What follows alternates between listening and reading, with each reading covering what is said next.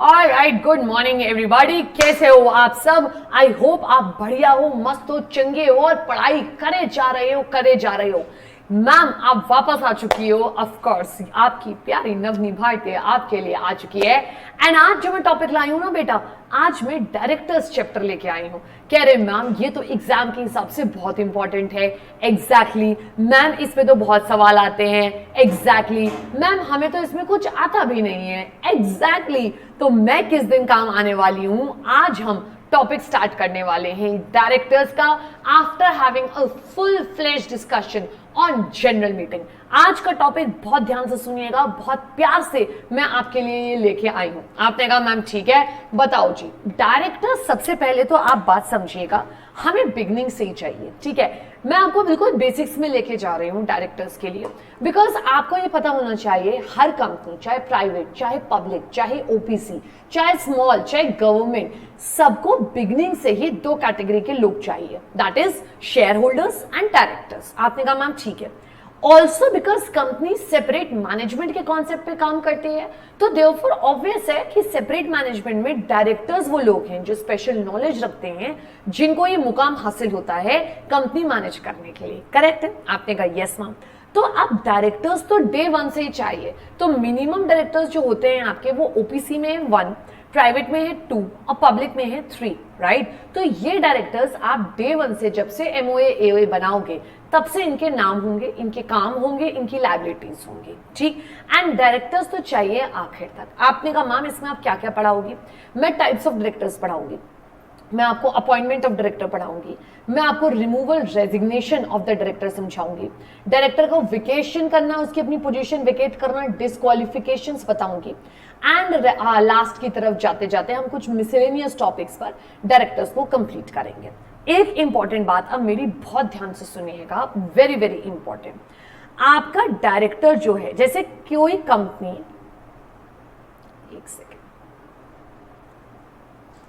कोई कंपनी दूसरे कंपनी में मेंबर तो बन सकती है बेटा, ठीक है, दिस इज अलाउड, बट कोई कंपनी किसी दूसरी कंपनी में डायरेक्टर नहीं बन सकती। ये बात आपको समझनी पड़ेगी। कह रहे मैम तो डायरेक्टर्स कौन होने चाहिए? Directors can be only and only individuals.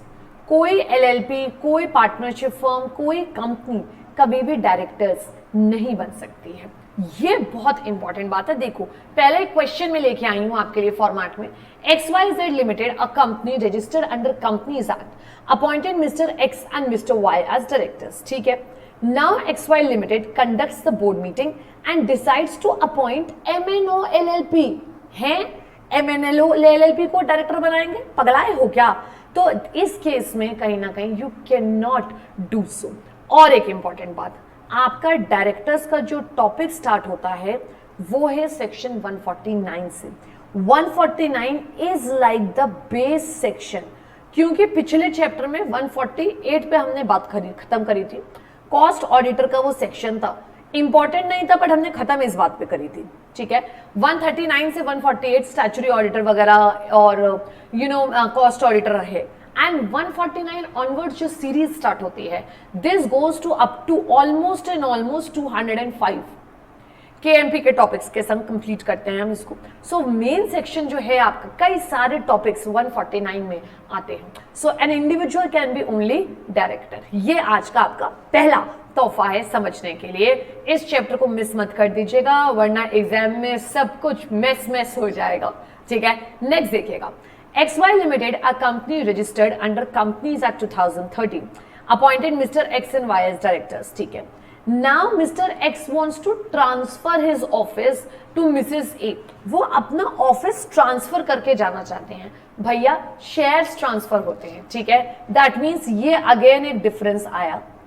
अगर शेयर होल्डर की डेथ हो जाए, ये भी मैंने आपको पढ़ाया है, ठीक है, तो ट्रांसमिशन करते हैं। और अगर डेथ नहीं हो, वो जिंदा होके ट्रांसफर करना चाहे, तो वो भी पॉसिबल है। लीगल रिप्रेजेंटेटिव समझते हैं ना? कह रहे हैं क्या मैम?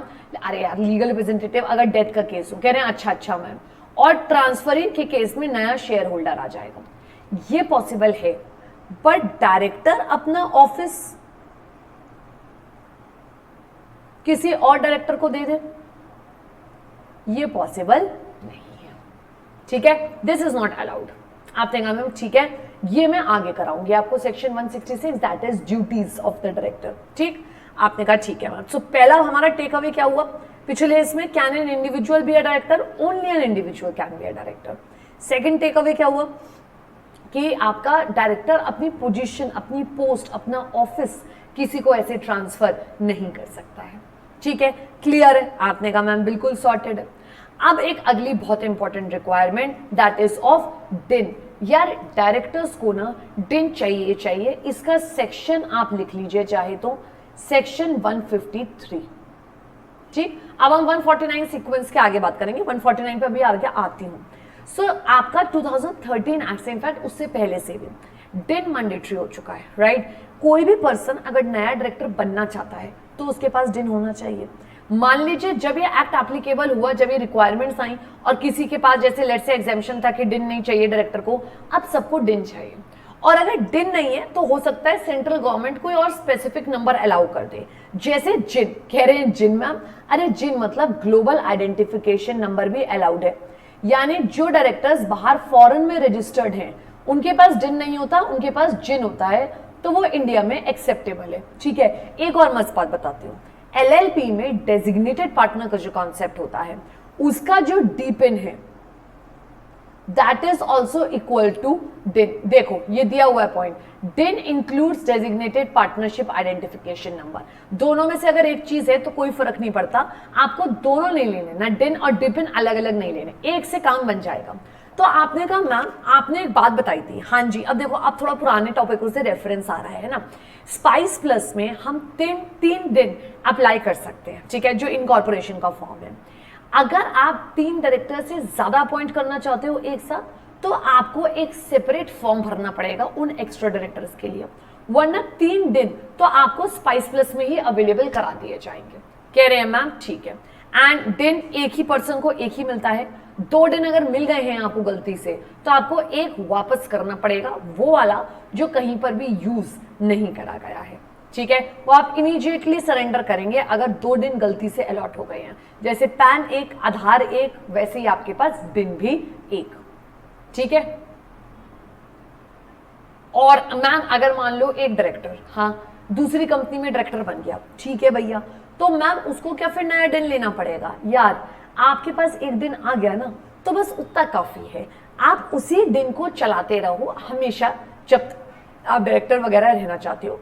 कंपनी चेंज करो, कंपनी छोड़ो, एलएलपी में आ जाओ, कोई दिक्कत की बात नहीं है, ठीक है। सो 1 दिन फॉर 1 पर्सन एंड वो मल्टीपल कंपनीज में डायरेक्टर बने, हमें कोई दिक्कत की बात नहीं है, ठीक है। बोलो हाँ या ना? कह रहे हैं मैम ठीक है, समझ गए, बिल्कुल ठीक है। Next as I said web form spice plus में ये वाला पॉइंट मैंने करा दिया, मैक्सिमम 3 डायरेक्टर्स के दिन मिल जाते हैं। एंड अगर उसके अलावा से चाहिए आपको तो उसके अलावा फिर आप अलग से फॉर्म भरेंगे और दिन अप्लाई कर देंगे, ठीक है। आपने कहा मैम ओके। देखिए ऑब्टेनिंग दिन, अगर नई कंपनी है जिनके पास दिन नहीं है वो स्पाइस प्लस यूज करें। प्रपोज डायरेक्टर अगर नया आ रहा है एग्जिस्टिंग कंपनी में तो वो फॉर्म भरेगा DIR 3। आपने कहा मैम ठीक है। और अगर स्पाइस प्लस के थ्रू आ रहे हैं कंपनी इनकॉर्पोरेशन के टाइम में तो spice plus is sufficient. But अगर नया डायरेक्टर है, कंपनी पुरानी है एंड सपोज करो आज आप हो, ठीक है, आप 18 साल के हो गए हो, आप डायरेक्टर बनना चाहते हो और लेट्स से आप रिलायंस में बनना चाहते हो, so it's already an existing company, right. So आप अगर उसमें बनते हो तो देखो स्पाइस प्लस तो यूज होगा नहीं। कह रहे हैं मैम क्यों नहीं होगा? बिकॉज ये ऑलरेडी इनकॉर्पोरेटेड कंपनी के लिए नहीं यूज होता, ये तो होता है नए इनकॉर्पोरेशन के लिए। तो आप क्योंकि कंपनी रिलायंस तो ऑलरेडी एग्जिस्टिंग है तो कोई दिक्कत नहीं है, आप अलग से एक फॉर्म भर दो, छोटी सी थोड़ी सी फीस जाती है, दैट इज DIR 3। देखो दिख रहा है, दिख रहा है, दिख रहा है, ठीक है, दिस इज DIR 3। मैं यहां लिख देती हूं, ठीक है। आपने DIR 3 ले लिया और चाहिए होएगा, ठीक है। नेक्स्ट आगे बता दूं मैं आपको, अगर आप चेंजेस कर रहे हो, ठीक है, आपके डिटेल्स में कोई चेंजेस है, कोई फॉर एग्जांपल आपका नेम में कोई चेंज बाई चांस आया, जैसे women they get married and they change their names और surnames, that might be a case. आपका एड्रेस बदल गया लेट से, या कोई और डिटेल्स अगर बदले, तो आप एक DIR 6 भेजोगे, ठीक है। फॉर्म उसकी डिटेल्स बताने पड़ेंगे, 30 डेज के अंदर आप भेज दोगे एंड इलेक्ट्रॉनिकली फाइल होता है आपको कहीं ना कहीं, so that is no problem at all. And CS या CA कोई भी जना इसमें साइन कर सकता है। मैं आपको एक और बात बता दूं, अगर आपको सरेंडर करना है, ठीक है, क्या करना है, सरेंडर करना है DIR, यानी आप वापस करना चाहते हो, लेट से 2 DIR आ गए हैं, या आप अब DIN यूज नहीं करोगे, ठीक है, surrender DIN, I am sorry, surrender DIN, आपको वापस करना है DIN, ठीक है, सरेंडर करना है, ठीक।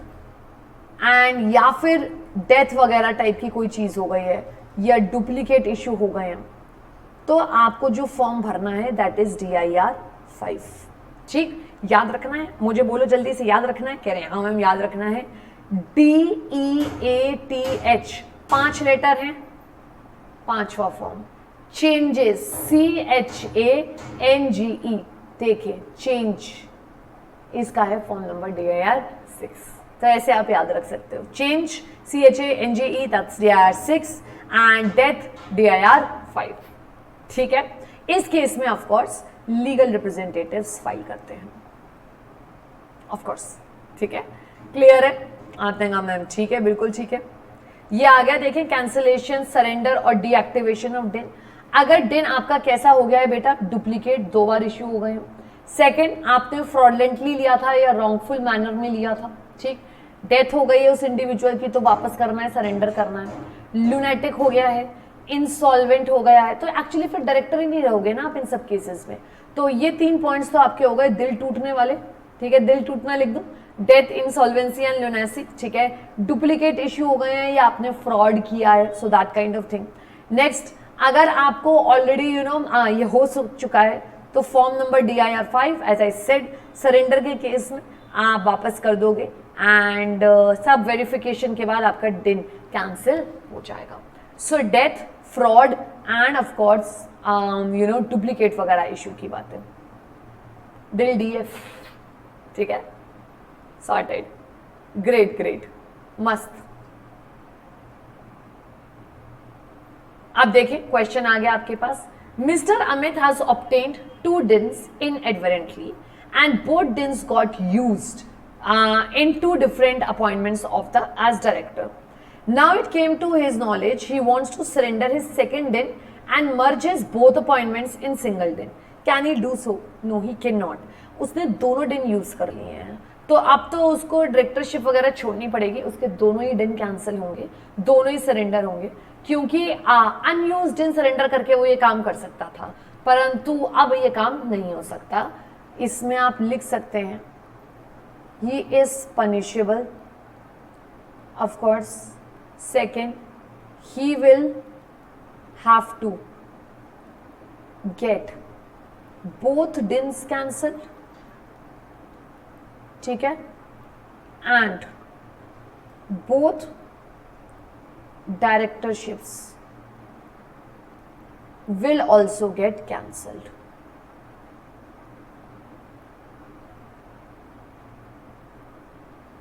ठीक है, तो ये भी कैंसिल होगी आपकी, सॉर्टेड, कह रहे हैं मैम, ठीक है, समझ गए बिल्कुल,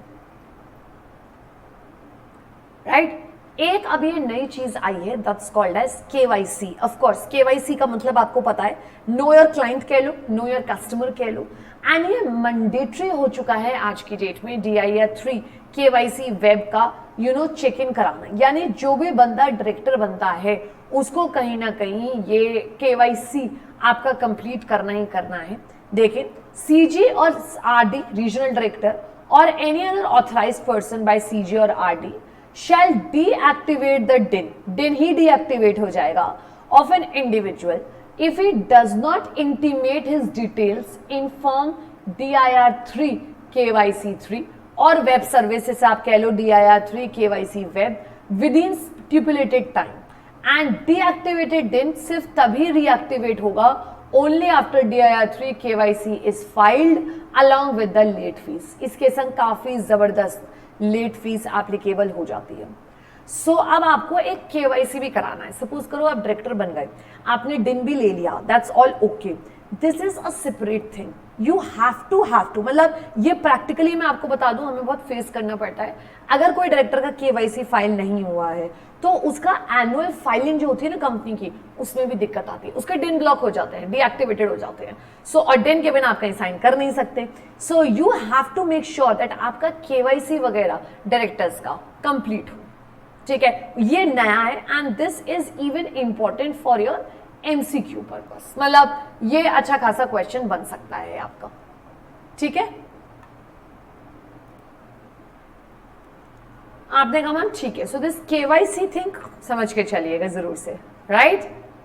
ये देख लीजिए, ये फॉर्म नंबर की लिस्ट है। DIR3 नया अलॉटमेंट, DIR6 चेंजेस आप जो कर रहे हो, DIR5 डेथ या सरेंडर के केस में अगर आप दिन देना चाहते हो तो, DIR3 भी आपका एज सच इंपॉर्टेंट नहीं है। DIR3C इंटीमेशन ऑफ डिन बाय कंपनी टू रजिस्ट्रार डिन सर्विसेज एंड मेन आपके लिए है ये। सो अगर आप मुझसे कहो मैम कौन से मेन हमें तौर पे करने हैं, we have DIR3, DIR6, DIR5 and DIR3। ठीक है, DIR3 KYC बेसिकली ये कर लीजिए, सफिशिएंट है। अब आई असली बातें, कह रहे हैं मैम क्या क्या, वी आर फर्स्ट डायरेक्टर्स। आपने कहा यस मैम, फर्स्ट डायरेक्टर्स के बारे में मैं आपको मस्त बात बता दूं, ये तो हमें चाहिए डे 1 से, फ्रॉम इनकॉर्पोरेशन। कह रहे हैं मैम कैसे पता चलेगा, या तो इनका नाम मेंशन हो इन AOA कि ये डायरेक्टर्स हैं, फर्स्ट डायरेक्टर्स। और अगर ऐसा नहीं है, मान लीजिए ये ऑप्शन नहीं है, तो जो सब्सक्राइबर्स है ना बेटा, जिन्होंने कंपनी इनकॉर्पोरेट कराई है, वही डायरेक्टर्स मान लिए जाते हैं। They are assumed to be the directors. यानी आपने कहा मैम जो नेम मेंशन्ड है या तो AOA में उनको ले लें, या फिर कहीं ना कहीं जो भी डायरेक्टर्स आपके नहीं बताए गए हैं तो सब्सक्राइबर्स को ही डायरेक्टर्स मान के काम चलाया जाएगा till actually the proper first directors get appointed, right? Then we have resident director. Her company में every company needs at least एक resident director, which means जो at least 182 days in the previous आपका year India में रहा है, right? So 182 days उसको रहना चाहिए पिछले साल इंडिया में, and every company needs a resident director. ठीक है, then we are going to talk about professional directors, जो प्रोफेशनल काम संभालते हैं। नॉमिनी डायरेक्टर्स जो बैंक्स या फाइनेंशियल इंस्टीट्यूशंस या CG की तरफ से अपॉइंट हुए हैं। Small share holder directors section 151, ये स्मॉल शेयर होल्डर्स जिनके पास 20,000 से कम की फेस वैल्यू, नॉमिनल वैल्यू के शेयर्स हैं, उनको रिप्रेजेंट करता है। He represents minority.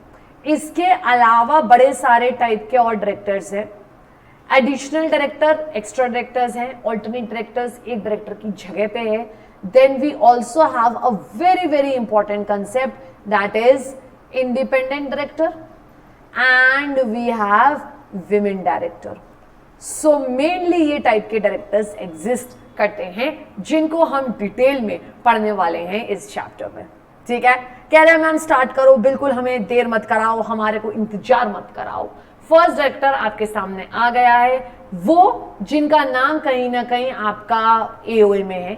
If there is no provision made in the AOA, then first directors और the will be the subscribers shall be deemed to be the first directors. ठीक है, until company के proper directors appoint किए जाते हैं। First director सब में चाहिए, OPC में 1, प्राइवेट में 2 मिनिमम और पब्लिक में 3, और ये थ्रू आउट चाहिए जब तक कंपनी रहेगी।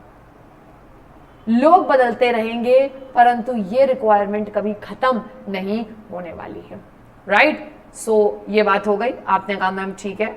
नेक्स्ट रेसिडेंट डायरेक्टर, जैसे मैंने बता दिया आपको, जो इंडिया में 182 डेज रहा है पिछले फाइनेंशियल ईयर में, in the previous financial year.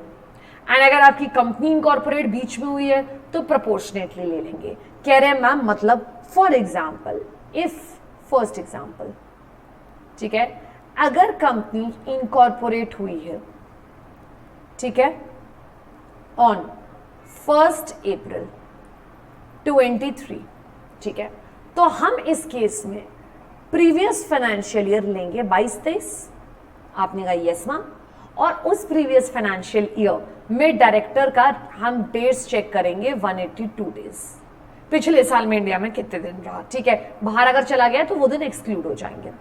अब एग्जाम्पल 2 जो वो ये बात कह रहे हैं, अगर कंपनी इनकॉर्पोरेट होती लेट्स से साल के बीच में 30 सितंबर 2023 को मान लो, तो हम प्रीवियस ईयर देखते तो 22-23, आपने कहा हाँ मैम, बट क्योंकि ये बीच में इनकॉर्पोरेट हुई है, 6 महीने के बाद इनकॉर्पोरेट हुई है, तो मैं पूरे 182 क्यों लूँ, प्रोपोर्शनेटली लूंगी ना, कि जब 12 महीने के लिए 182 डेज ले रहे हैं तो 6 मंथ्स के लिए, क्योंकि 6 मंथ्स के लिए कंपनी इनकॉर्पोरेटेड रहेगी, 182 अपॉन 12 इंटू 6 यानी आधे दिन ले लेंगे 91 डेज।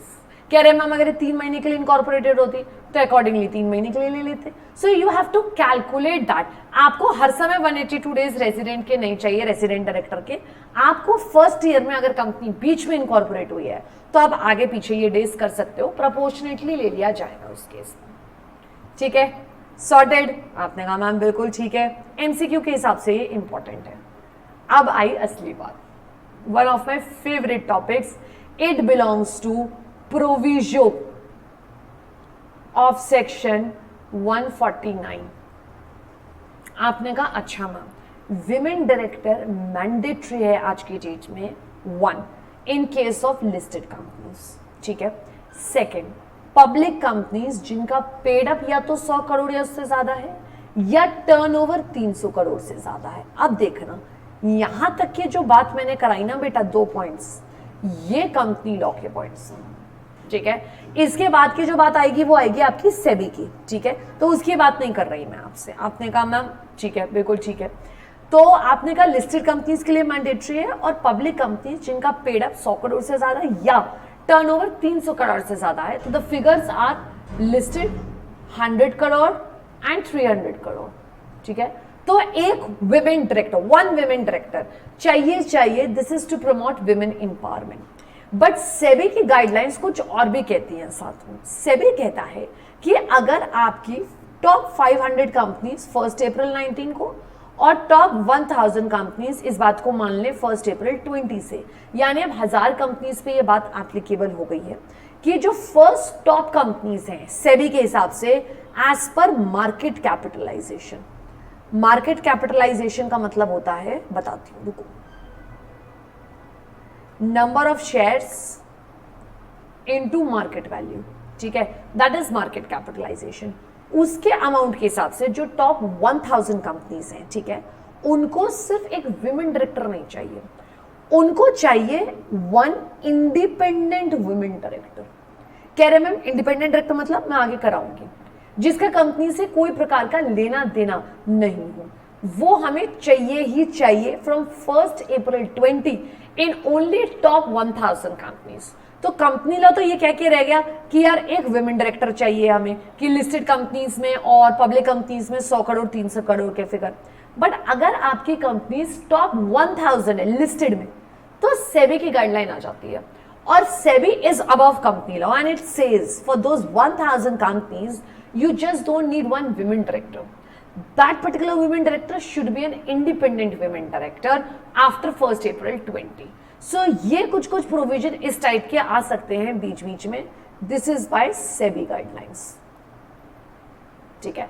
एंड इन कंपनीज को रिक्वायर्ड नहीं है to appoint women director, specified IFSC public companies को नहीं चाहिए, एंड प्राइवेट कंपनी जो पब्लिक कंपनी की सब्सिडरी ही नहीं है, तो यानी प्राइवेट कंपनी बाहर है। हाँ, पब्लिक कंपनी की अगर सब्सिडरी है तो it shall be deemed to be a public company, और अगर उनके फिगर 100 या 300 को क्रॉस हो गए तो विमेन डायरेक्टर फिर उन्हें भी अपॉइंट करना पड़ेगा, ठीक है। This is what I am talking about women director. Section 149 के प्रोविजन में आते हैं। लिस्टेड कंपनीज पे आप मैंडेटरी है, लिस्टेड कंपनी के कोई फिगर नहीं चेक करने। पब्लिक कंपनीज में अगर आपकी पेड अप कैपिटल 100 करोड़ या टर्नओवर 300 करोड़ से ज्यादा है तो मैंडेटरी है 1 विमेन डायरेक्टर लाना।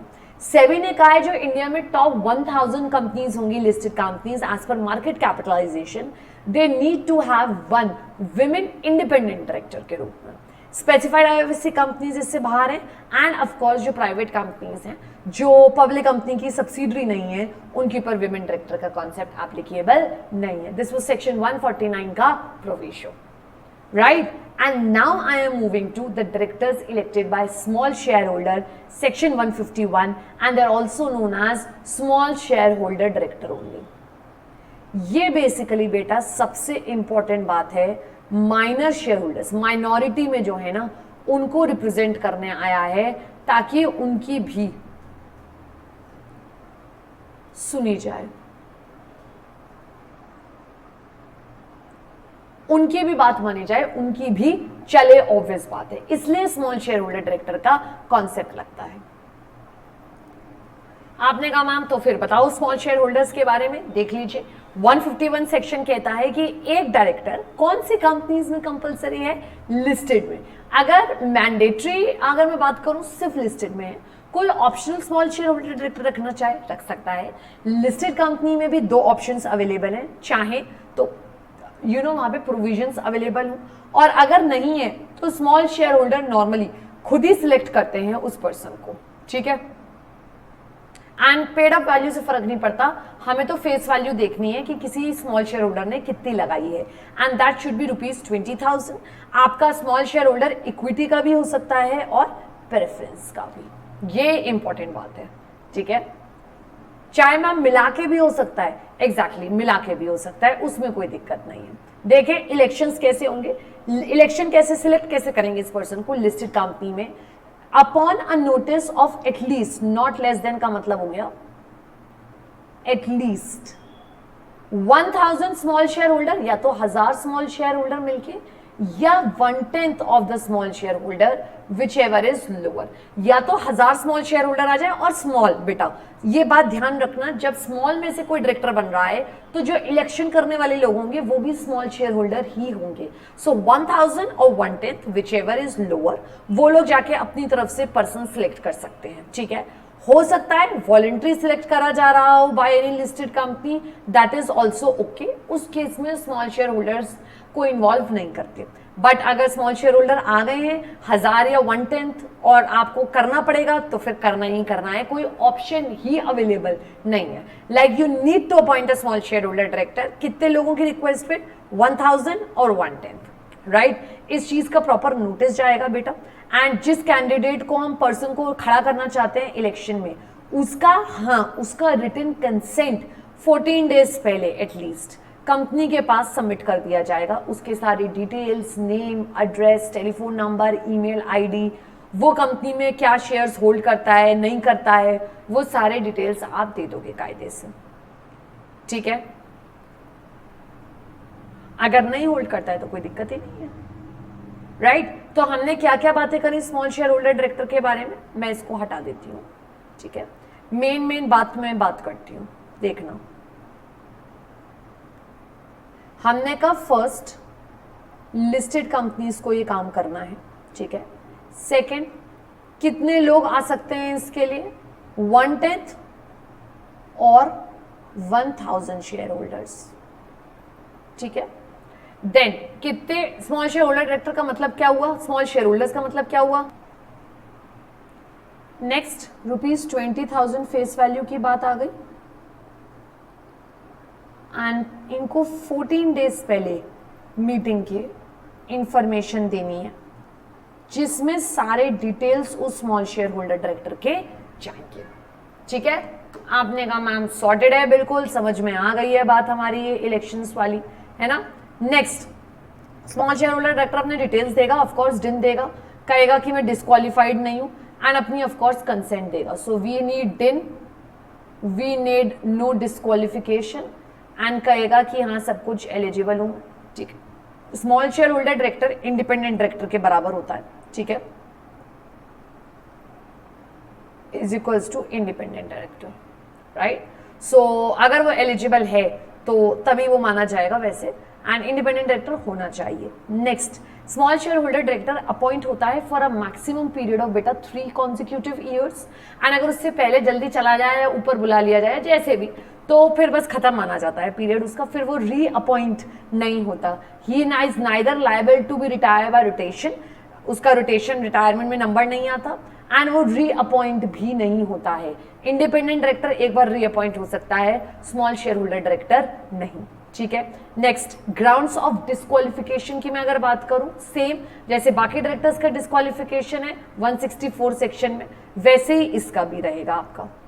ठीक है, और वेकेशन का 164 वाले तो है ही है, 167 वाली भी है, वेकेशन की बातें हम आगे जो करेंगे। एंड अगर वो स्मॉल शेयर होल्डर ही नहीं रहा, उसने ज्यादा शेयर्स खरीद लिए, तो फिर कहीं ना कहीं उसे छोड़ना पड़ेगा। 20,000 से ज्यादा के शेयर्स नहीं खरीदेगा एंड हाँ इंडिपेंडेंस मेंटेन करेगा, वरना कहीं ना कहीं स्मॉल शेयर होल्डर डायरेक्टर नहीं रहेगा। सो 164 167 तो सेम पॉइंट्स हैं सबके लिए, बट इंडिपेंडेंट डायरेक्टर अगर नहीं रहा या स्मॉल शेयर होल्डर नहीं रहा तो उसे छोड़नी पड़ेगी अपनी पोजीशंस।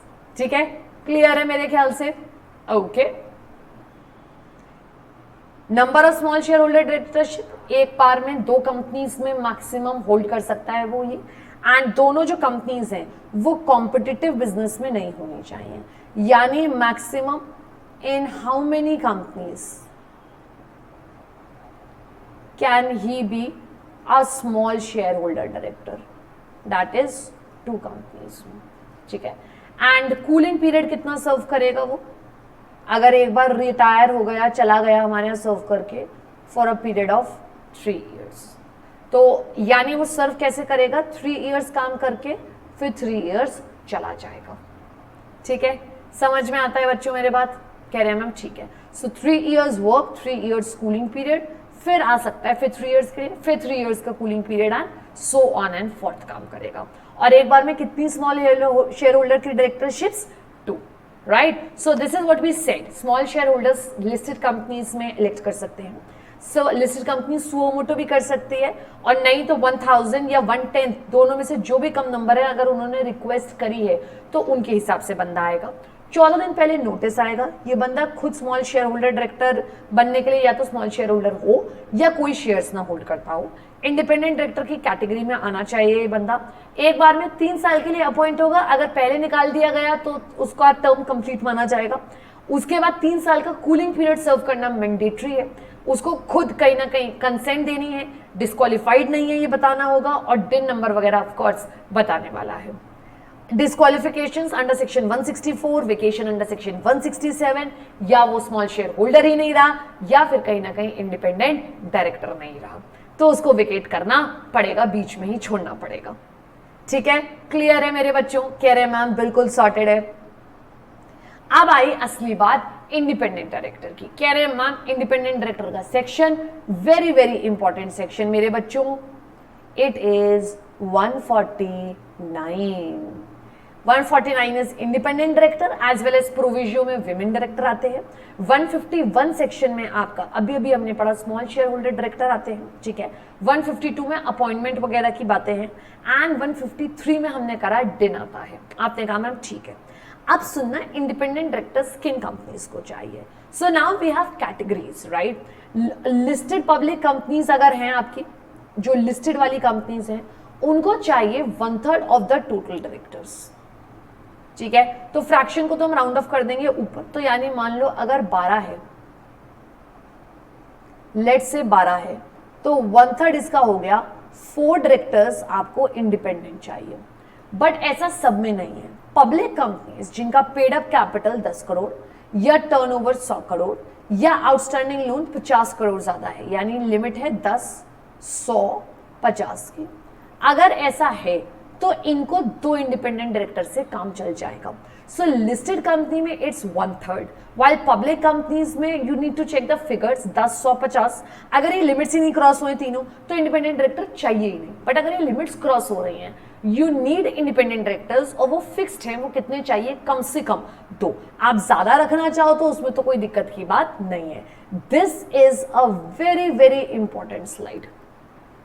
सो लिस्टेड कंपनीज को तो चाहिए 1/3, एंड आपका पब्लिक कंपनी जो अनलिस्टेड है तो उनके फिगर्स चेक करेंगे 10, 100, 50, एंड अगर उनमें कोई भी फिगर क्रॉस हुआ तो आपको 2 इंडिपेंडेंट डायरेक्टर्स चाहिए होंगे। आपने कहा मैम ठीक है, ये एग्जाम के हिसाब से काफी इंपॉर्टेंट है, राइट? नेक्स्ट, हाँ, अनलिस्टेड पब्लिक कंपनीज, इनको कवर नहीं किया जाएगा। Joint ventures, wholly owned subsidiaries, dormant company को, इनको इंडिपेंडेंट डायरेक्टर्स की जरूरत नहीं है. So JV wholly owned subsidiary and government company में कोई जरूरत नहीं है इंडिपेंडेंट डायरेक्टर की. Right, sorted. Next, section 8 company और स्पेसिफाइड आईएफएससी में भी ये सब रिक्वायरमेंट की बात नहीं है. आगे बढ़ो, इसको तो आप हटा दो अगर ज्यादा नहीं परेशान होना तो. अगर इंडिपेंडेंट डायरेक्टर की बीच में वैकेंसी हो गई, वो 5 साल के ही आता है, मान लो उसकी पोजीशन बीच में विकेट हो गई, तो बीओडी को 3 महीने का टाइम दिया जा रहा है from the date of vacancy, या तो जब से वैकेंसी हुई है तब से 3 महीने, और the next board meeting whichever is later, जो भी बाद में हो रही है कहीं ना कहीं उसके हिसाब से आप नया इंडिपेंडेंट डायरेक्टर ले आओ. यानी फॉर एग्जाम्पल आपने कहा 17 अगस्त को इंडिपेंडेंट डायरेक्टर की पोजीशन विकेट हो गई. राइट, हमने कहा यहां से 3 महीने लगाओ, 17 सितंबर, 17 अक्टूबर, 17 नवंबर. ठीक है, या तो 17 नवंबर, या फिर अब ये पूछ लो अगली बोर्ड मीटिंग कब हो रही है. आपने कहा मैम अगली बोर्ड मीटिंग होने वाली है 2 अक्टूबर को. तो आप देखेंगे 2 अक्टूबर और 17 नवंबर में लेटर कौन सा है. हमने कहा 17 नवंबर, तो हमारे पास 17 नवंबर तक का टाइम है. मान लो मैं आपसे कहूं अगली बोर्ड मीटिंग होने वाली है मान लो 1 दिसंबर को, तो फिर आपके पास 1 दिसंबर तक का टाइम है. Whichever is later, you have sufficient time to find a new independent director and make sure that जो जगह खाली हुई है उसकी जगह पे आप उस पर्सन को रख लो. ठीक है, एंड ये कंप्लायंसेस करने पड़ेंगे आपको. एंड मैम ठीक है, बिल्कुल ठीक है.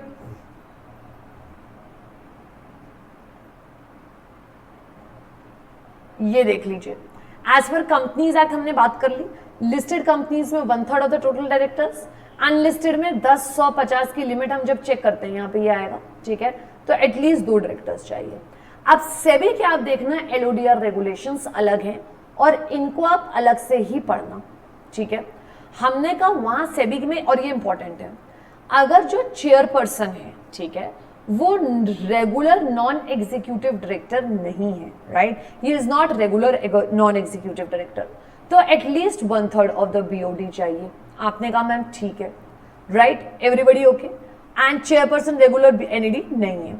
बट अगर चेयरपर्सन या एनईडी जो है प्रमोटर से रिलेटेड है एंड वो ऑक्यूपाई करता है कोई, तो at least half of the BOD जो है वो आपका कहीं ना कहीं इंडिपेंडेंट डायरेक्टर चाहिए होगा. सो ये सेबी की एलओडीआर रेगुलेशंस जो है ये बिल्कुल अलग है. ये अलग टॉपिक है कि अगर नॉन एग्जीक्यूटिव डायरेक्टर चेयरपर्सन के रूप में है या नहीं है, उससे बहुत फर्क पड़ जाएगा हमारा क्या रहेगा, कॉन्सेप्ट क्या रहने वाला है. So you have to take care of this particular thing and even learn this thing. आपने कहा मैम ठीक है, इतने ज्यादा लोग चाहिए होंगे.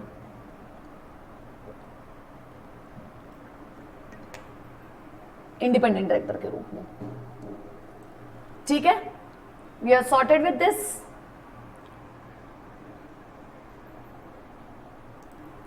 नेक्स्ट, ये इंपॉर्टेंट आसान बात है कि director, independent director obviously expertise hold करना चाहिए. ठीक है, उसके पास एक्सपीरियंस हो finance, law, accounts and management वगैरह जैसी चीजों में. उसका कंपनी से किसी भी प्रकार का कोई मॉनिटरी रिलेशनशिप एज सच ना हो. ठीक है, थोड़ा बहुत अलाउड है, 10% आपका अलाउड है ऑफ द टोटल इनकम, और such amount as may be prescribe, चाहे तो इस साल में चाहे पिछले 2 प्रीवियस फाइनेंशियल ईयर्स में. कंपनी में वो ऑफ कोर्स प्रमोटर या प्रमोटर से रिलेटेड आदमी ना हो तो काम चल जाएगा. ये बेसिक सी रिक्वायरमेंट्स हैं. एक्सपीरियंस हो, प्रमोटर या प्रमोटर से रिलेटेड नहीं हो, एंड मॉनिटरी रिलेशनशिप नहीं हो 10% से ज्यादा की इनकम का पिछले 2 साल में या करंट फाइनेंशियल ईयर में. इसके अलावा उसके खुद के रिलेटिव्स वगैरह भी होल्ड नहीं करते हो इंटरेस्ट कंपनी में. ठीक है, आपका परसेंटेजेस हैं, ये ऑडिट वाले ही परसेंटेज हैं, 50 लाख और 2% of the paid up capital in the company. Company में इंडेटेड ना हो, यानी कोई लोन दिया लिया टाइप का ना हो, कोई प्रकार की गारंटी वगैरह दी ली नहीं हो. ये जरूरी है इंडिपेंडेंट डायरेक्टर्स के क्वालिफिकेशंस के लिए. पेक्यूनरी रिलेशनशिप वाली बात मैंने आपको बोली ही कहीं ना कहीं. एंड कोई प्रकार का केएमपी वगैरह जैसी पोजीशन होल्ड ना करी हो, वही कैलकुलेशन पिछले 2 साल में या करेंट फाइनेंशियल ईयर में. ठीक है। सो ये मेन चीजें हैं। इसके अलावा कुछ कुछ रिलेटेड बातें हैं। फॉर एग्जाम्पल इंडिपेंडेंट डायरेक्टर अगर किसी एनपीओ में, नॉन प्रॉफिट ऑर्गेनाइजेशन में, लेट्स से डायरेक्टर है या चेयरपर्सन है, उस एनपीओ का इस कंपनी से जिसमें इंडिपेंडेंट डायरेक्टर बनने वाला है उसका भी रिलेशन है, तो ऐसे में एनपीओ को जो डोनेशन मिल रहा है वो इस मेन कंपनी से 25% से ज्यादा का ना हो, वरना हम अलाउ नहीं करेंगे उस इंडिपेंडेंट डायरेक्टर को अपने यहाँ अपॉइंट होने के लिए। सो ये सारी चीजें हैं, ठीक है। And of course voting power वगैरह 2% से ज्यादा ना हो उसकी, ठीक। नेक्स्ट, क्या सेक्रेटेरियल ऑडिटर की स्पाउस, फॉर एग्जांपल ये क्वेश्चन आया, इंडिपेंडेंट डायरेक्टर बन सकते हैं? The answer is obviously no. उसका कोई प्रकार का रिलेशन नहीं होना चाहिए कंपनी से। सो आप अगर सेक्रेटेरियल ऑडिटर हैं और आपके स्पाउस या स्पाउस, ठीक है, हस्बैंड या वाइफ कंपनी में इंडिपेंडेंट डायरेक्टर बनना चाहते हैं तो नहीं बन सकते हैं, right. Next, can a friend of a director be considered as independent? या अगर वो सारी कंडीशंस फुलफिल करता है तो उसमें कोई दिक्कत की बात नहीं है। Friend is not a relative, no, so that is why. Next, can a spouse of an independent director be appointed as another independent director in the same company? Again the answer is no, because ना आप ना आपके relatives फिर उसके बाद आप कुछ holding वगैरह कर सकते हो कंपनी में ऐसे। सो ये अलाउड नहीं है, ठीक। इंडिपेंडेंट डायरेक्टर्स ऑफ कोर्स अपनी तरफ से डिक्लेरेशन देगा, कंसेंट देगा, डिन नंबर देगा अपना ऑफ कोर्स, एंड बताएगा कि मैं किसी प्रकार से ना 164 में ना 149 में इंडिपेंडेंट डायरेक्टर वाली कैटेगरी में डिस्क्वालीफाइड हूं। अपना एक्सपर्टीज, अपने एक्सपीरियंसेस वगैरह शेयर करेगा। एंड ऑफ कोर्स एक नोटिफिकेशन आया है 1 अक्टूबर 2018 से टॉप 500 लिस्टेड कंपनीज को, वही मार्केट कैपिटलाइजेशन के हिसाब से, अंडरटेक डायरेक्टर्स एंड ऑफिसर एक इंश्योरेंस भी लेना पड़ेगा for all their independent directors, कि रिस्क अगर हुआ कि उन्होंने कुछ गड़बड़ कर दिया, फ्रॉड वगैरह हो गया, तो सिर्फ टॉप 500 कंपनीज के लिए, सबके लिए एप्लीकेबल नहीं है। ये इंश्योरेंस लेती है कंपनी, और ये इंश्योरेंस किसके बिहाफ पे लिया जाता है? On behalf of independent directors, कहीं वो कुछ फ्रॉड वगैरह ना करते, ठीक है। सो ये कंपलसरी सेबी की गाइडलाइंस आई हैं, आप ये समझ लीजिए, राइट। रेम्यूनरेशन, उसको रेम्यूनरेशन जो भी डिसाइड किया जाएगा, एक प्रॉपर फीस उसकी रहेगी आपकी, ऑफ कोर्स रह सकती है, हाँ, बट उसको कोई प्रकार के स्टॉक ऑप्शंस, ईसॉप वगैरह कभी भी प्रोवाइड नहीं करे जाएंगे। हम उसे शेयर होल्डर अपनी कंपनी में बनाना नहीं चाहते हैं, right. So no ESOPs shall be available, no ESOPs shall be given, ठीक है। इंडिपेंडेंट डायरेक्टर को ये सब नहीं मिलेगा। टर्म ऑफ इंडिपेंडेंट डायरेक्टर, यार वो आपका 5 कॉन्जिक्यूटिव ईयर्स के लिए आएगा फॉर अ टर्म, ठीक है। नेक्स्ट, उसको रीअपॉइंटमेंट जो है नहीं करा जाएगा, एंड रीअपॉइंटमेंट करने के लिए हम एक बार रीअपॉइंट कर सकते हैं। 5 + 5 ईयर हो गए, प्लस 3 ईयर्स का फिर cooling period.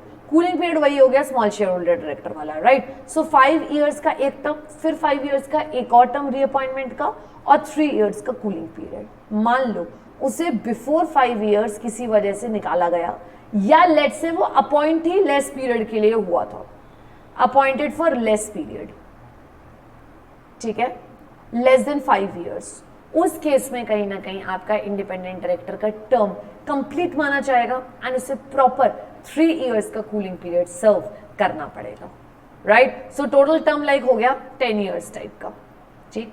And retirement bye rotation इन पे भी एप्लीकेबल नहीं है, ना इन पे एप्लीकेबल है, ना स्मॉल शेयर होल्डर्स पे एप्लीकेबल है, ठीक है। सो कितना टर्म हुआ स्मॉल शेयर होल्डर का? सिर्फ एक टर्म 3 + 3 ईयर्स का कूलिंग पीरियड। पर इंडिपेंडेंट डायरेक्टर के लिए कितना हुआ? 5 ईयर्स प्लस एक और रीअपॉइंटमेंट 5 ईयर्स प्लस 3 ईयर्स का कूलिंग पीरियड। और अगर किसी भी केस में डायरेक्टर जल्दी चला जाता है या रिजाइन कर देता है तो उसका वो टर्म कंप्लीट माना जाएगा। लाइक हम अगर ये कहें कि उसको ना अगले साल ले लें तो नहीं होगा, उसको कूलिंग पीरियड उतना फिर फ्रेश सर्व करना पड़ता है, ठीक है। आपने कहा मैम ठीक है, बिल्कुल ठीक है, ये मैंने आपको करा दिया है। वो सब नया लाने की बात और सारी चीजें तो सेम रहेंगी, ठीक है, कि कितने महीने में नया बंदा ले आएंगे, वो सब सेम रहेगा आपका, ठीक, नो प्रॉब्लम इन दैट। हमने बात करनी है अब कमिटीज की। आपने कहा मैम कमिटीज के बारे में क्या बता रही हो? देखो यार, हमारे पास दो सेक्शंस हैं, सेक्शन 177 और 178, ठीक है, मेनली। एंड एक ऑफ कोर्स सीएसआर कमिटी है, उसका सेक्शन है 135, ठीक। तो हमने कहा कि माँ इंडिपेंडेंट डायरेक्टर्स की क्या बात की जाए, इंडिपेंडेंट डायरेक्टर्स इन कमिटीज में भी चाहिए, ठीक है। आपने कहा कितने चाहिए? ऑडिट कमिटी में टोटल मिनिमम 3 डायरेक्टर्स चाहिए, जिनमें से आपके इंडिपेंडेंट डायरेक्टर्स मेजॉरिटी होने चाहिए। आपने कहा मैम ठीक। Next, nomination and remuneration committee में अगर हम बात करें तो नॉमिनेशन एंड रेम्यूनरेशन में आपके 3 और मोर नॉन एग्जीक्यूटिव डायरेक्टर्स होंगे, जिनमें से एटलीस्ट हाफ इंडिपेंडेंट डायरेक्टर होने चाहिए। आपने कहा ठीक है मैम। और सीएसआर में सिर्फ एक इंडिपेंडेंट डायरेक्टर चाहिए। सो अगर मैं बात करूं आपसे कैसे कैसे क्या क्या है, ऑडिट कमिटी में मेजॉरिटी चाहिए, नॉमिनेशन रेम्यूनरेशन में हाफ चाहिए, और सीएसआर में तो सिर्फ 1 ही चाहिए, इससे ज्यादा हमें जरूरत नहीं है। तो इनकी कमिटीज बनेंगी और उनमें टोटल डायरेक्टर्स जो भी हों, लेट्स से ऑडिट कमिटी में 3 हैं, सीएसआर में भी आपके 3 और मोर हैं, ठीक है, एंड नॉमिनेशन रेम्यूनरेशन कमिटी में भी 3 और मोर ही हैं नॉन एग्जीक्यूटिव। एंड इन सब में इंडिपेंडेंट डायरेक्टर्स की अलग अलग रिक्वायरमेंट है। यहाँ पे मेजॉरिटी, यहाँ हाफ से कम चल जाएगा, और यहाँ पे एक ही चाहिए, ठीक। ये रिक्वायरमेंट्स मैम एग्जाम के लिए ऑफ कोर्स इंपॉर्टेंट है, एमसीक्यू बेस्ड इस पे क्वेश्चन आ सकता है, राइट। कह रहे हैं मैम सॉर्टेड है। अब हम अगले टॉपिक पे बढ़ रहे हैं। We did women director, we did nominee director, nominee कह रही हूँ, resident director, we did small share holder director, and we also did independent director, right. Now we are going to take up additional director. आपने कहा ma'am additional director का मतलब क्या हुआ, उसकी रिक्वायरमेंट क्या है? यार कभी कभी ना काम बहुत बढ़ जाता है, तो आपने कहा मैम फिर ज्यादा डायरेक्टर चाहिए होते हैं। हाँ जी। अब एडिशनल डायरेक्टर्स की खास बात यह है कि जो डायरेक्टर हम एजीएम में लेट से अपॉइंट करने वाले थे, राइट, एंड उसका अपॉइंटमेंट तो फेल हो गया, वो बंदा अपॉइंट नहीं हुआ, तो हम उसको एज एडिशनल या एज ऑल्टरनेट डायरेक्टर अपने यहाँ अपॉइंट नहीं करेंगे, ठीक है। सेकेंड, ये जो एडिशनल डायरेक्टर आता है साल में बीच में, बोर्ड ऑफ डायरेक्टर्स ले आई, ठीक है, बीओडी अपॉइंट करता है इनको, but they will hold office only till the conclusion of the next AGM. जो नेक्स्ट एजीएम होने वाली है उस मीटिंग के एंड तक ही ये बंदा रहेगा, उसके बाद ये एडिशनल नहीं रहेगा, देखिएगा। और सेक्शन कौन सा आया मैम? सेक्शन है ये 161(1),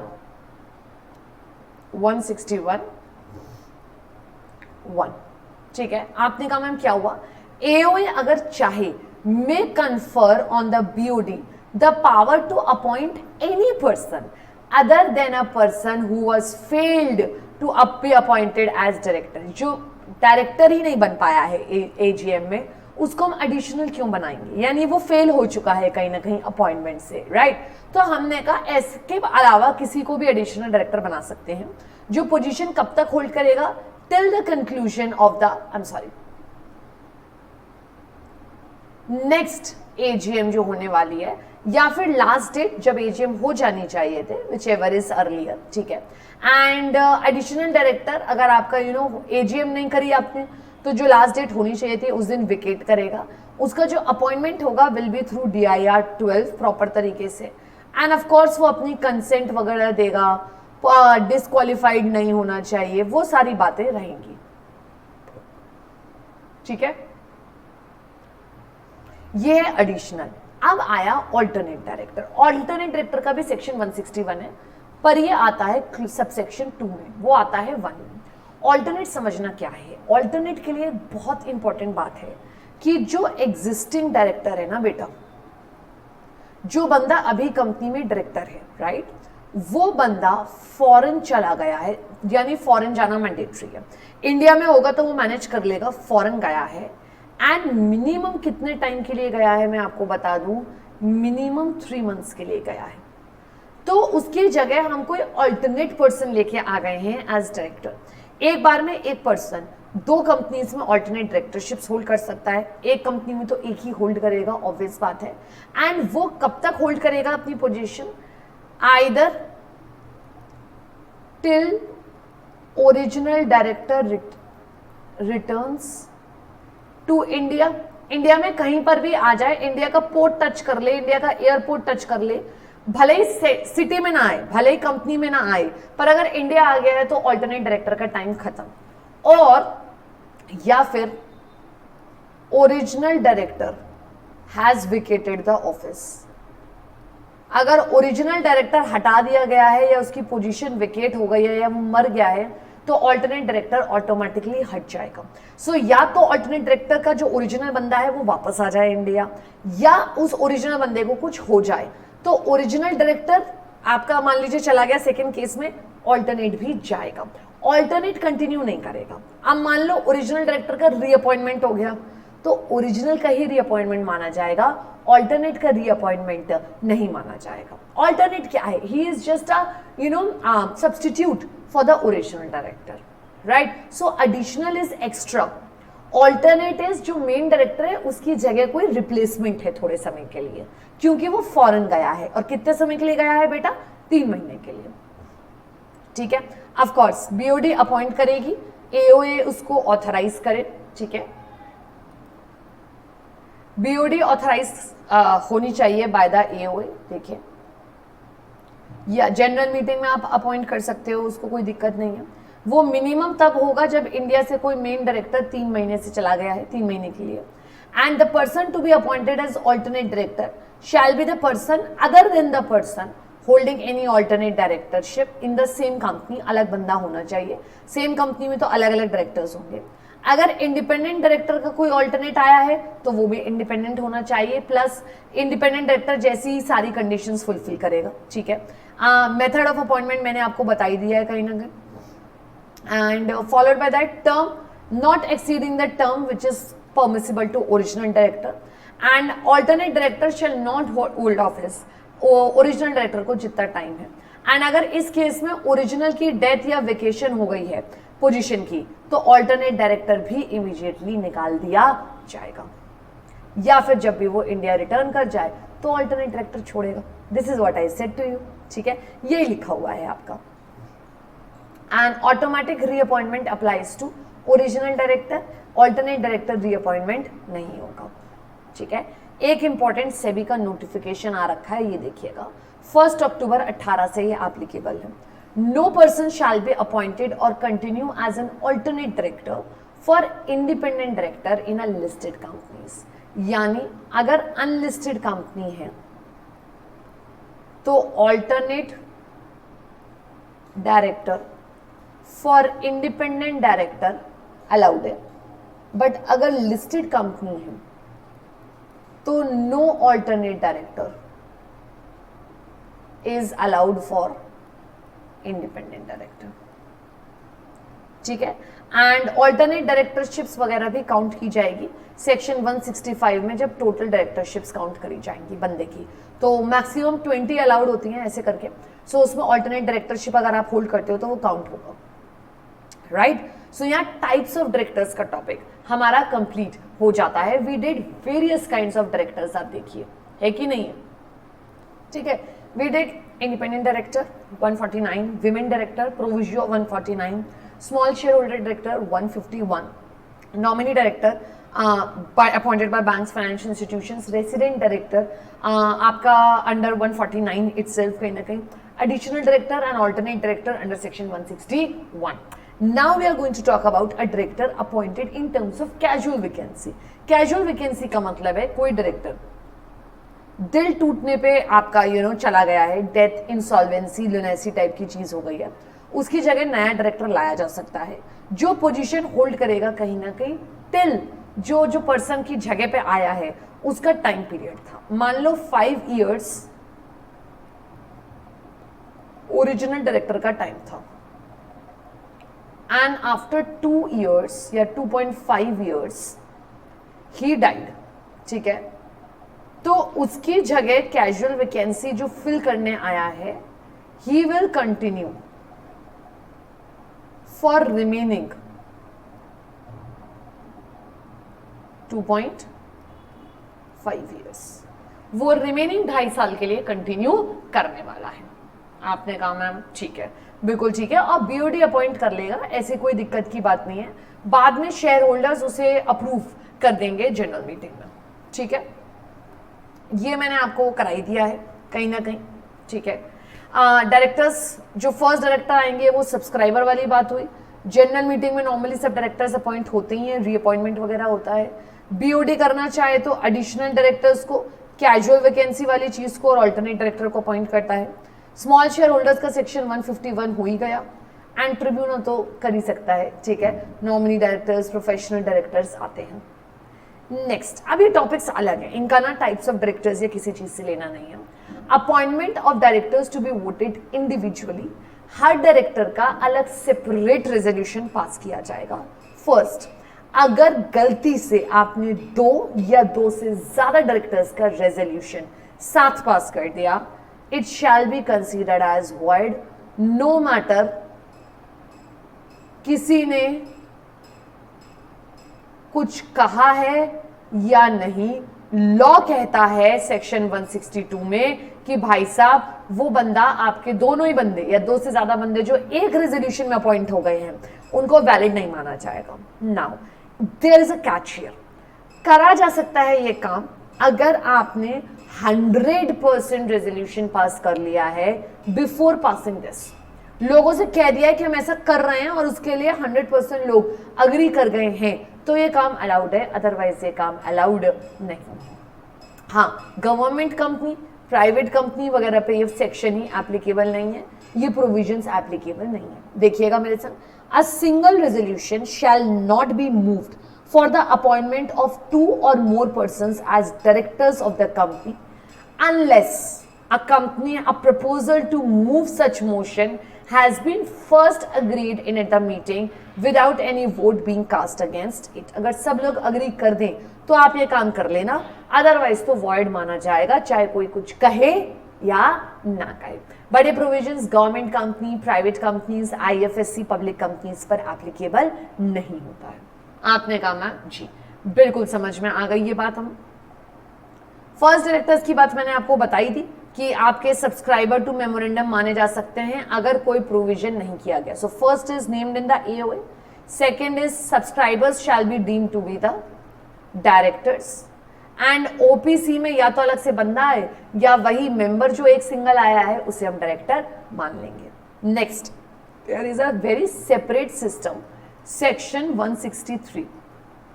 There is a method called as proportional representation by single transferable vote। ये एक नाम है, आप याद कर लो एक मेथड का, वोटिंग का सिस्टम है, ठीक है। आप देखना मैं अंडरलाइन कर देती हूँ, सॉरी गहरा गहरा अंडरलाइन कर देती हूँ, ठीक है। proportional representation by single transferable vote और by cumulative voting system आप करवा सकते हो, और ऐसे में आपके या तो सारे के सारे डायरेक्टर्स या कम से कम 2/3 डायरेक्टर्स इस मेथड से अपॉइंट होंगे फिर, और ये फिर आपका 3 इयर्स में, हर 3 इयर्स में इसमें आपका यही मेथड अपनाया जाएगा। सो जो भी डायरेक्टर्स आएंगे, अगर एओए अलाउ कर, ये मैंडेटरी सेक्शन नहीं है, ठीक है। एओए कहे कि सारे तो सारे, और नहीं तो 2/3 डायरेक्टर्स एटलीस्ट आपके इस मेथड के द्वारा अपॉइंट किए जाते हैं, और वो 3 साल के लिए रहते हैं आपके फिर कहीं ना कहीं। गवर्नमेंट कंपनीज पे ऑफकोर्स ये सेक्शन एप्लीकेबल नहीं है, गवर्नमेंट कंपनीज इन सबसे परे है। गवर्नमेंट कंपनी जैसे कहेगी गवर्नमेंट वैसे मानेगी, ठीक। नॉमिनी डायरेक्टर मैंने आपको एक आइडिया दे दिया है, ये बैंक्स, फाइनेंशियल इंस्टीट्यूशंस के द्वारा अपॉइंटेड लोग होते हैं।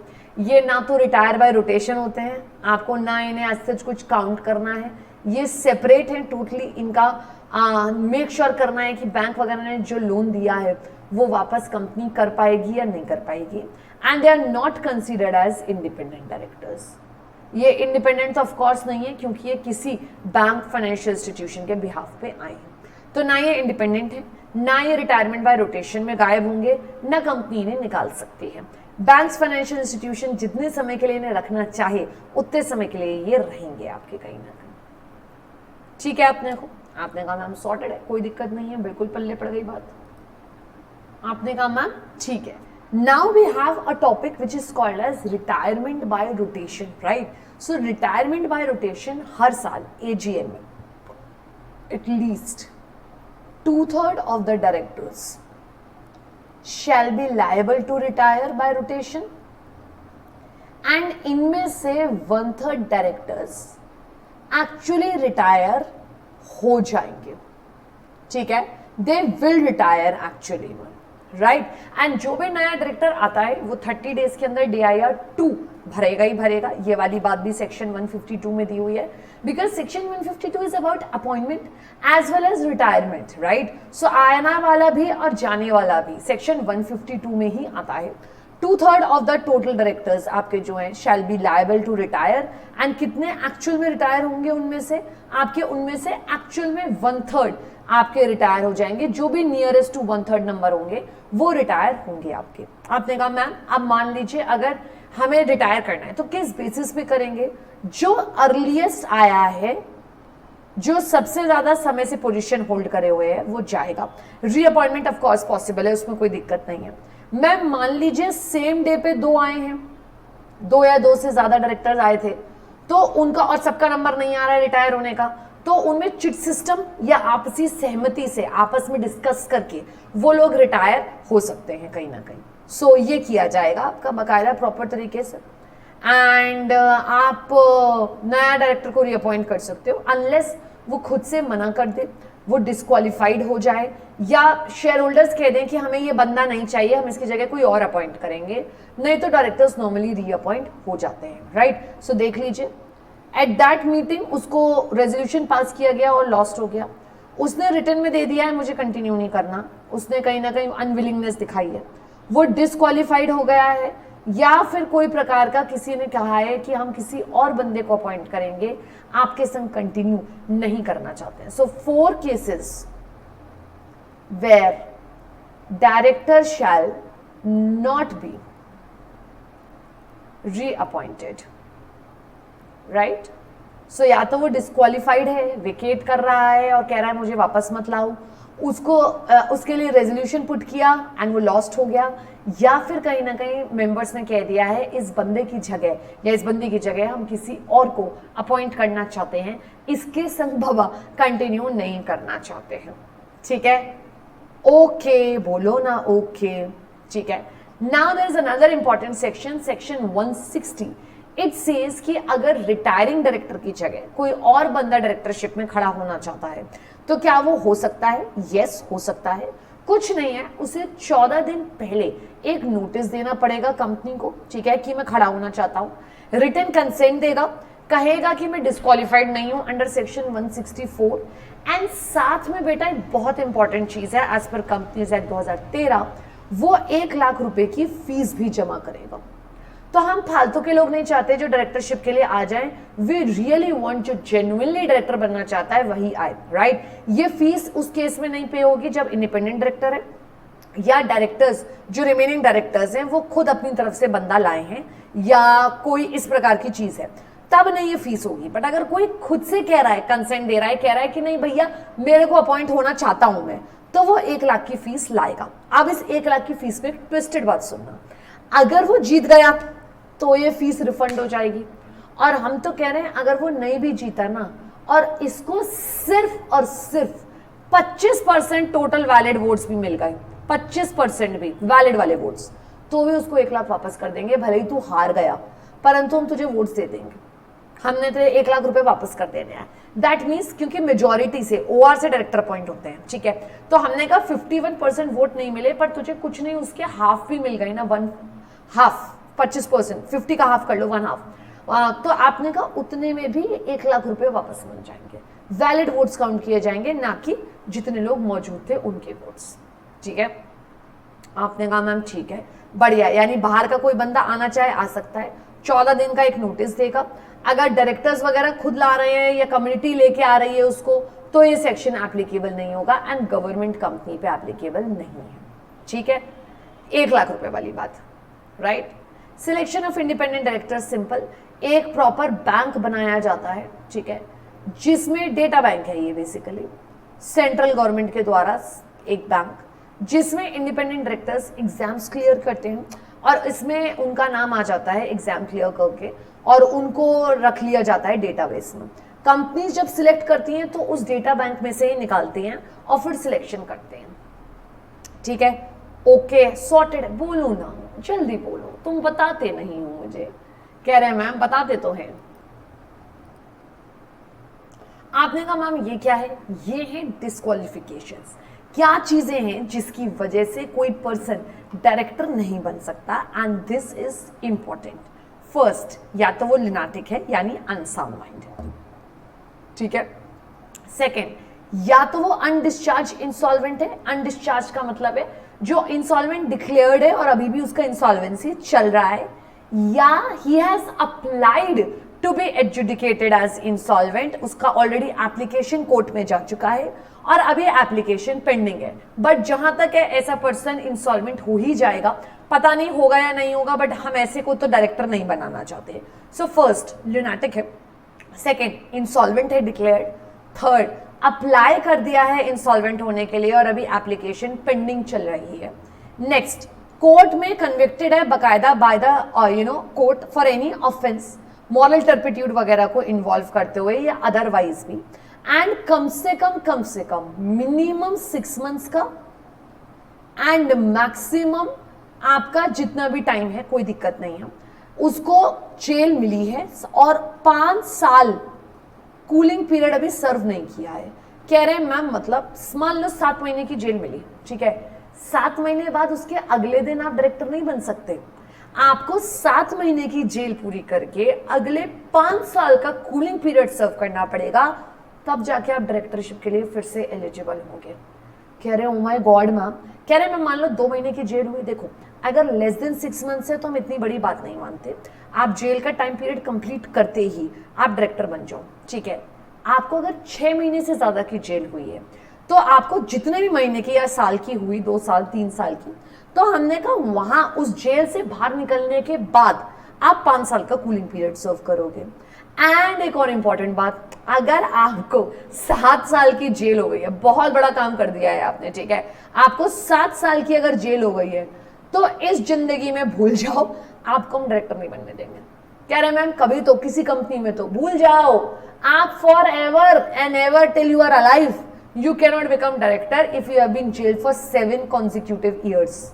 आप 7 साल के लिए अगर जेल गए हो एक बार में, कुछ बहुत बड़ा मर्डर किया है आपने, तो भैया आपको हम डायरेक्टर नहीं बनने देंगे किसी भी कंपनी में। सो देयर आर 3 कैटेगरीज, अगर आप देखो लेस देन 6 मंथ्स जेल खत्म होके आप बच जाओ, मोर देन 6 मंथ्स कर लो वो पीरियड सर्व करो और फिर 5 इयर्स का कूलिंग पीरियड, और अगर मोर देन 7 इयर्स जेल हो आए हो, 7 साल या 7 साल से ज्यादा, तो अगर भूल जाओ, कभी डायरेक्टर नहीं बनने देंगे आपको, ठीक है।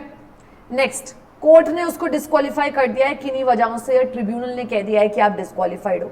सो वी हैव लुनेसी वाला पॉइंट, इंसॉल्वेंसी के 2 बातें, एडजुडिकेटेड हो गया है और एप्लीकेशन पेंडिंग है, या अभी भी इंसॉल्वेंट है। कोर्ट के एक पॉइंट की कोर्ट ने डिस्क्वालीफाई किया है। जेल की 2 बातें हैं आपकी कहीं ना कहीं कि 6 महीना, 5 साल का कूलिंग पीरियड, या 7 साल, तो कभी डायरेक्टर नहीं बन सकते। नेक्स्ट, आपने किसी कंपनी के शेयर्स खरीदे हैं, उसके कॉल्स नहीं पे करे हैं और इस बात को 6 महीने बीत चुके हैं, यानी जब भी कंपनी ने आपसे कॉल्स मंगाए थे, आप अगर किसी कंपनी के शेयर होल्डर बन के उसके शेयर्स का पैसा नहीं पे कर सकते, तो आपको क्यों डायरेक्टर बनाया जाए भाई? किसी भी कंपनी का मुझे सोच के बताना, आप तो बेसिक खुद की कंडीशंस ही नहीं फुलफिल कर रहे हो। नेक्स्ट, आपने रिलेटेड पार्टी ट्रांजैक्शंस के तहत आरपीटी सेक्शन 188 में कोई गलत करा है, लास्ट 5 इयर्स में मिलके उनके संग फ्रॉड किया है, ठीक है। आपने 152 सेक्शन का ब्रीच किया है, कंप्लायंस नहीं किया है, या फिर 165 के आपने कंप्लायंसेस नहीं करे हैं।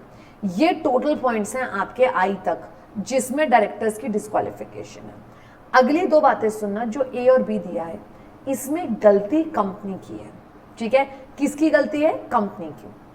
तो कंपनी ने क्या नहीं किया है, has not filed financial statements और annual return for continuous period of 3 financial years, या फिर कोई डिपॉजिट्स वगैरह लिए थे कंपनी ने और उसका रीपेमेंट, उसका इंटरेस्ट का या डिबेंचर्स का नहीं करा है और डिफॉल्ट हुए 1 साल हो गया है, तो हम आपको निकालेंगे तो नहीं, बट हम आपको रीअपॉइंटमेंट या किसी दूसरी कंपनी में अपॉइंटमेंट नहीं होने देंगे। तो ना आप सेम कंपनी में रीअपॉइंट होगे, ना किसी और कंपनी में आप अपॉइंट किए जाओगे, अगर आपकी कंपनी ने डिफॉल्ट करा हुआ है, ठीक है। किसने डिफॉल्ट करा हुआ है बेटा? कंपनी ने, ठीक। क्लियर है टोटल पॉइंट्स हमारे को? आपने कहा मैम सॉर्टेड है। ये हैं आपके डिस्क्वालिफिकेशंस, राइट। प्राइवेट कंपनी में कोई अगर एक्स्ट्रा डिस्क्वालिफिकेशंस हैं तो वो भी फुलफिल करने पड़ेंगे। वेकेशन ऑफ ऑफिस का मतलब है आप डायरेक्टर हो अंडर सेक्शन 167 और अब आपको विकेट करना है, जाना पड़ेगा। तो अगर कोई 164 वाली बात आपने कर दी है तो आप डिस्क्वालिफाइड होएगे, ठीक है। Next, other than the company which is in default in that subsection, वो जो लास्ट वाले 2 पॉइंट्स करे थे, तो कोई प्रॉब्लम नहीं है। सेकेंड, आप लगातार, इस पे एग्जाम में बहुत क्वेश्चन आते हैं, आप लगातार बोर्ड ऑफ डायरेक्टर्स की मीटिंग पिछले 12 महीनों से अटेंड नहीं कर रहे हो, चाहे आपने इसके लिए परमिशन ली है चाहे नहीं ली है। अगर आपको बीओडी अलाउ कर भी दे, लॉ अलाउ नहीं करेगा, आपको अपनी पोजीशन वेकेट करनी पड़ेगी, ठीक है। आपने कॉन्ट्रावेंशन कर दिया है इंटरेस्टेड डायरेक्टर्स के डिस्क्लोजर्स में 184 में, इस तरीके की कोई बात हो गई है, कोई अरेंजमेंट्स में आपने कोई चुपके से इंटरेस्टेड काम करा है और डिस्क्लोज नहीं किया है, तो आप विकेट करोगे फिर उस केस में। मोस्ट रिपीट जो चीज आती है वो है मीटिंग वाली बात, कोर्ट ने डिस्क्वालीफाई वगैरह कर दिया है या कुछ इस तरीके की बातें, ठीक है।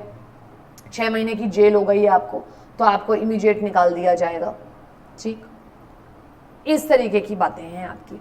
आपने कहा मैम ठीक है, रिमूव कर दिया उसी किन्हीं वजहों से, और दैट्स इट, राइट। तो वेकेशन हो गया। रेजिग्नेशन, अगर डायरेक्टर कोई छोड़ के जाना चाहे अंडर सेक्शन 168 तो रिजाइन करके जा सकता है। 30 डेज के अंदर जब भी वो रिजाइन करके गया है, कंपनी DIR 12 फाइल कर देगी आपका टू द ROC, बता देगी कि ये बंदा ऐसे ऐसे छोड़ के चला गया है, ठीक है। और उसकी जगह अगर नया बंदा लाना चाहे तो ला सकते हैं।